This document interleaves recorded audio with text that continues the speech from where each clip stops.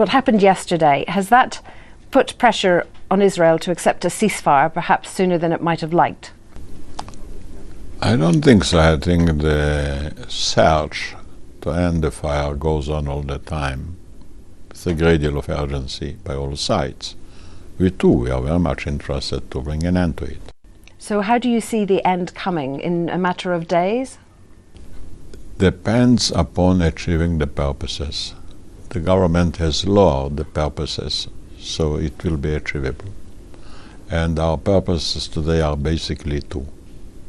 One is not to open a passage for the Iranian supply. We wouldn't like to see Gaza becoming a satellite of Iran. The Iranians send all those rockets which are being fired against us until now. They want to send even longer range missiles. Already 1 million people are covered by missiles. In shelters, people don't see it in television, but we know it every day. And the second is to bring an end to terror, not just to fire. If I may go back to yesterday and the loss of civilian life, I mean, some regard this as a turning point in this conflict. And I'm wondering, although Israel has a right to defend itself, what about the issue of proportionality? It is a turning point, but it didn't start yesterday. Like to use children as a shield to cover arms, and the fire from them, like to use mosques as an arsenal, like to use hospitals to cover their terrorists. In that case, there was fire from the school. And among the people that were killed there is the group, there is the team that sent fire, that fired against Israel.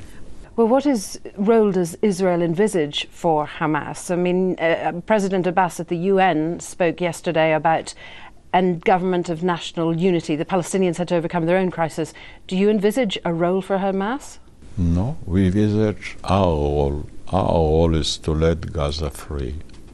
We left Gaza completely. They cannot say it's an occupied land. But technically it still remains occupied.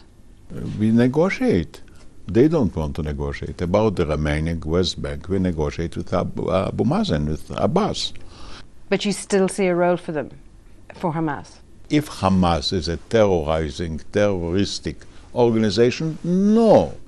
Look, there are 3 problems for the whole Middle East, not only for Israel, that are the greatest danger to the whole Middle East. It's Iran and the 2 satellites, the Hezbollah in Lebanon that split Lebanon, and the Hamas in Gaza that prevents the creation of a Palestinian state. And I'm telling you, no matter what people are saying, we are listening, we are reading, in their heart, all of them would like to see.